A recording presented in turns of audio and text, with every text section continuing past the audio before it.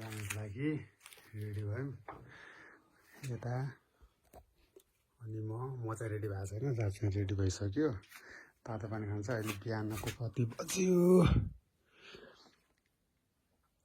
4:19 अब एकछिन हामी निस्किन्छौँ हामी 4:30 बजे हिँडेको भाइरल झर्ना थियो नि यो त अहिले त सबै सुकेर रहेछ त हामी अहिले रसोमा अघि पुगिसक्यो यस्तो चिसो छ अहिले आएको गोसाइकुण्ड गएर दाइहरू मजाले जगिङ गरिरहनु भएको छ काम यस्तै हो नामताङ राष्ट्रिय निकुञ्जमा नामताङ राष्ट्रिय खाजा खाँदै यस बाइक साइक होटलमा राखेर यहाँ दिनु ल अब यहाँ टक्क अन्डा र सब्जी खाएर साइकुट्न लाग्यौँ 2 जना मात्र छौँ मैले चाहिँ यत्रो ठुलो ब्याग बोकेको छु यतातिर यत्रो सानो ब्याग बोकेर मलाई चाहिँ यत्रो सानो मान्छेले यत्रो ठुलो ब्याग बोकाइदिएको छ सानो ब्याग बोकेर सानो ब्याग ल चक्लेट खाऊ ल चक्लेट खाऊ ल टाटा गरिदेऊ बाई गरिदेऊ होटलमा राखेर यहाँको यही हो अब तल लाग्नु पऱ्यो माथि लाग्यो भने यो चाहिँ लास्ट स्टेसन चाहिँ बाइकहरू राख्ने यहाँदेखि चाहिँ अब हिँड्दै ट्रेकिङ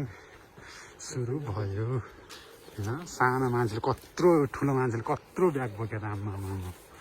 अझै लखर छ त फेरि त्यो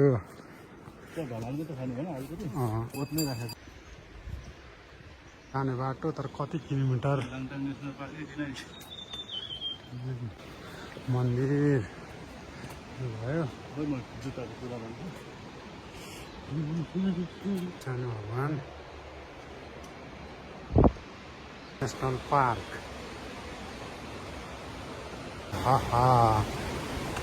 यता पार्क यता हो बिचमा यत्रो ढुङ्गाहरू छ बिचबाट सट्ट लेफ्ट गयो भने गोसाइकुण्ड राइट गयो भने वाटरफल त्यहाँ भन्दा झर्ना त्यही नै होला सायद यो होइन यो अझै माथि गयो जस्तो लाग्यो झर्ना चाहिँ मुटु 150 स्पिडमा धर्किरहेको जुम बिस्तारै हिँड्ने भने कहाँ एकैचोटि हिँड्ने हो त अनि आयो खाजा यहाँ छ है खाजा धुम्चट हिँडेर 11 बजे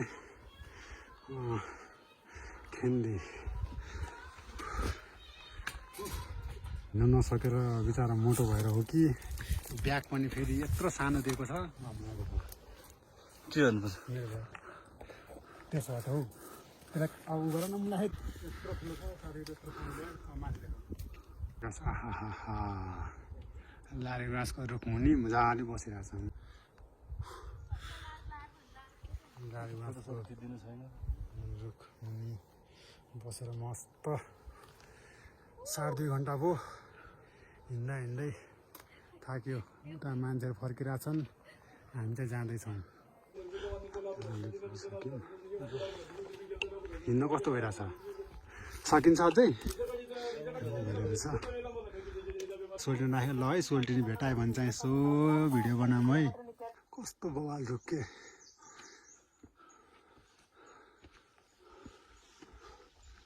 खानाको नभएर यसरी हाल्नु परेछ समात्ने मान्छे यहाँ घोच्ने मान्छे म यहाँ छु हाल्ने मान्छे गएको छ यो पनि हामीसँग ट्रेकिङ गइरहेछ ल हामीभन्दा अगाडि पुग्ने भयो यार अब नि ल बिस्तारै जाने ल हामी पनि जाने हो पनि यहाँ हो कि अझ उता हो स्वर्गीय आनन्द भने यसलाई नै भन्छ क्या हो झन् एकदम रातो खाले रहेछ कि झन् रातो धिम्सा पुग्यौँ अब यहाँ त चन्दनबारी अहिले चाहिँ हामी धिम्सा 2900 मिटर हाइटमा पुगेका छौँ एकछिन हामी पुग्ने त उता जस्तो लाग्छ त्यहाँबाट फेरि कता कता हिमाल मजाले खुल्ल्या छ दिवस वेदर चाहिँ एकदम बवाल छ थकाइ मार्दै दाजुभाइ आउने प्लान त 4-5 जना थियो तर के गर्नु मिलेन केटाहरूको 2 जना भयो भने कुद्दिउँ हामी चाहिँ अहिले चन्दनबारी पुग्यौँ हिँडेको 6 घन्टा हुन लागिसक्यो चन्दनबारीमा खाना पर्ख्या यहाँ खाने मस्तको ठाउँ रहेछ दिवस 4:30 बजे काठमाडौँबाट हिँड्या धुम्चेबाट 9:30-10 बजीतिर हिँडेको अहिलेसम्म 5 बजिसक्यो हिँडै छौँ जङ्गलमा पुरै फेरि हामी आज 2 जना मात्र छौँ अरू पछाडि छुटिहाल्यो अगाडि जाने गयो थाहा छैन प्लस हामी चाहिँ हिँडै छौँ परा रहेछ अलिअलि अझै बाँकी रहेछ आज नि पर्छ कि खै हिउँ परिरहेछ तर हामी बिस्तारै अहिले चाहिँ अलिकति सजिलो बाटो भएर हिँडिरहेको छौँ हिउँ चाहिँ परिरहेको थपा ठुलो नपर्दियो आफ्ना चोलनपाटीमा हामी गएर बस्ने प्लान छ त्यही भएर फेरि एउटाले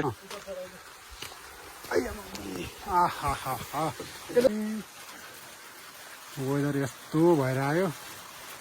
जस हिउँ चाहिँ मजाले परिरहेछ हिउँदै यस्तो बल परिरहेछ चोलाङपाटी पुग्यो तर हिउँ पऱ्यो अझै माथि जाने प्लान थियो अब हेरौँ एकछिन अब के हुन्छ चोलाङपाटी पोस्ट पुग्यो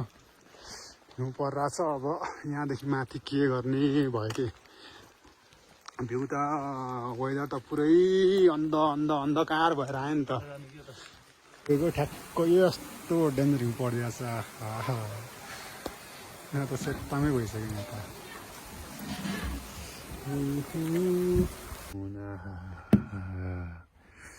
हिउँ त मजाले परिरहेछ त ल